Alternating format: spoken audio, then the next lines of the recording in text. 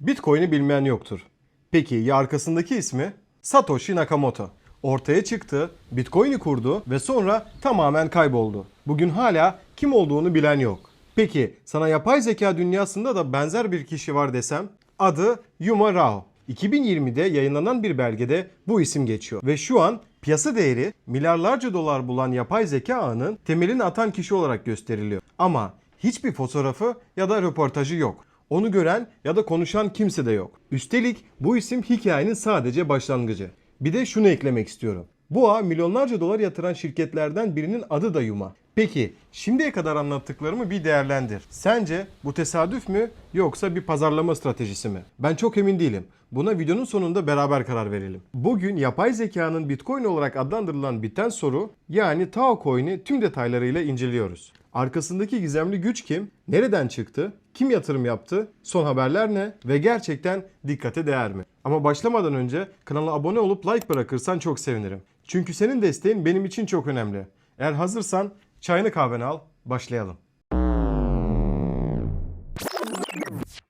Her şey 2016'da Jacob Stibbs adlı bir mühendisin fikriyle başlıyor. Fikir, yapay zekayı teknoloji devlerinin elinden çıkarıp tamamen merkeziyetsiz bir yapıya taşımak. Bu fikir bir projeye dönüştü ve yaklaşık 3 yıl boyunca arka planda geliştirildi. 2019'da Alaşaban'a ekibe katıldı. 2020 yılında ise az önce bahsettiğim içinde Yumaro adının geçtiği o belge yayınlandı. 2021 yılına geldiğimizde ise proje faaliyete geçti. Tao ilk kez gerçek insanların kullanımına açıldı. Fiyat geçmişine baktığımızda ise Tao Mart 2023'te 30 dolar civarındaydı. Yapay zeka trendinin de rüzgarıyla Nisan 2024'te 767 dolarlara kadar yükseldi. Ardından piyasa genelinde olduğu gibi sert bir düzeltme sürecine girdi. Yani özetle Tao piyasadaki birçok yeni projenin aksine hem büyük bir yükseliş rallisini hem de arkasından gelen sert bir düşüşü tecrübe etmiş, ilk tam piyasa döngüsünü tamamlamış bir proje.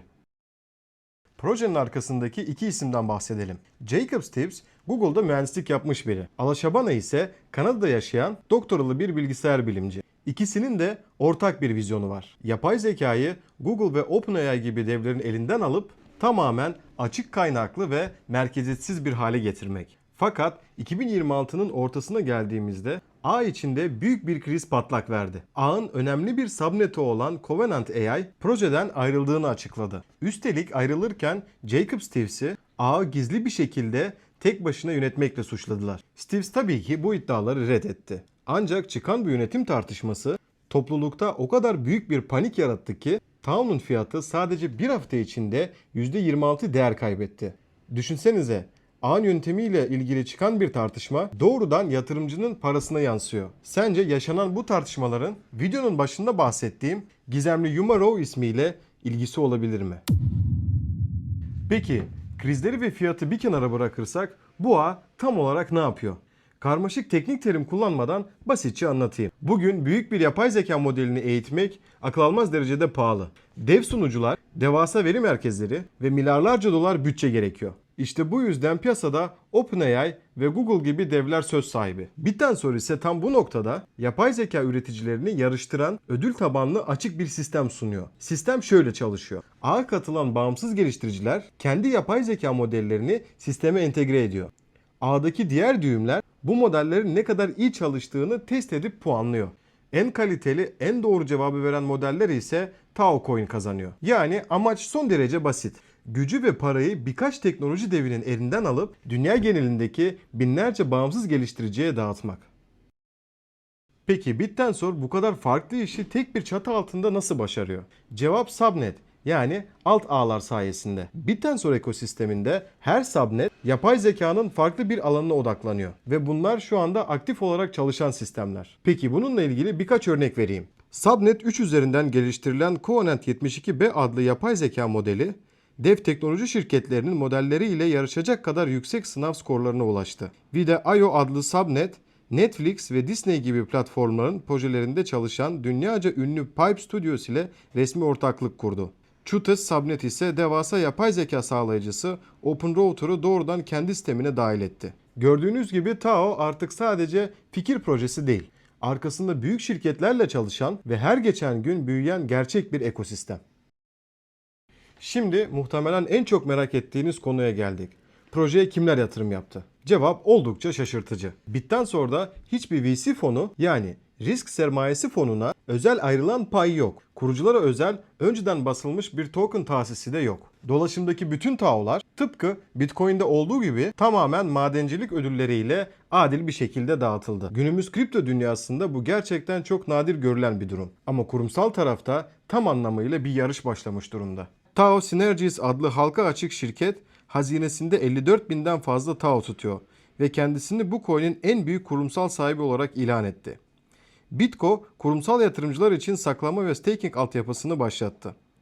Grayscale, TAO için özel bir yatırım fonu kurdu. Hatta Bitwise ile birlikte ABD'de bir spot ETF başvurusu yaptılar ki sonucunun önümüzdeki dönemde gelmesi bekleniyor. Avrupa tarafında ise Safello borsada işlem gören resmi bir TAO ürünü çıkardı. Ve geldik videonun başındaki o büyük gizeme. Kripto devi Digital Currency Group'un bir yan kuruluşu tam 14 farklı subnet'e milyonlarca dolar yatırdı. Peki bu kurumsal şirketin adı ne dersin? Tabii ki Yuma. Evet, videonun başında bahsettiğim belgedeki adı geçen Yuma Row ile aynı isim.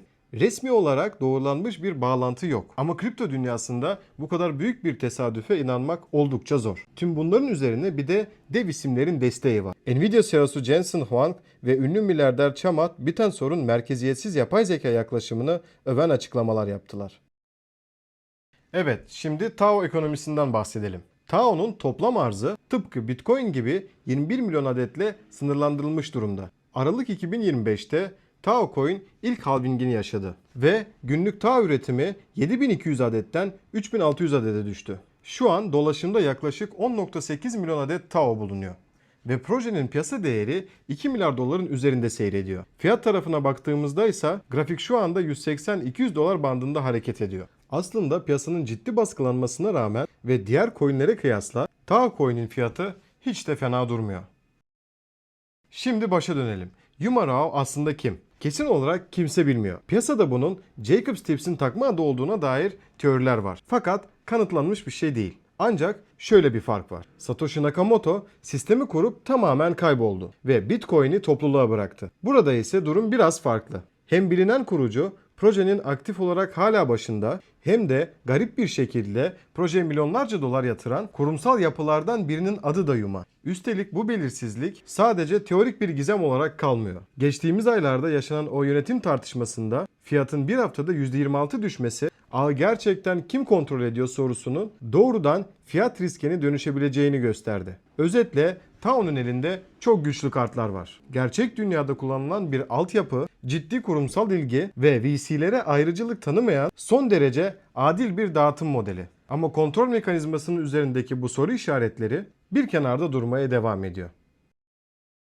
Evet, TAO'nun arkasındaki tüm hikaye, güçlü yanları ve cevaplanmamış sorularıyla bu şekilde. Kanalımdaki projeleri araştırmalarıma dayanarak objektif bir şekilde anlatıyorum. Eğer bu tarz inceleme videoları hoşuna gittiyse kanala abone olup like bırakırsan çok sevinirim. Bir sonraki videoda hangi proje ve coin incelememi istersiniz? Yorumlara yazmayı unutmayın. Burası CryptoCheck kanalı. Hoşça kal.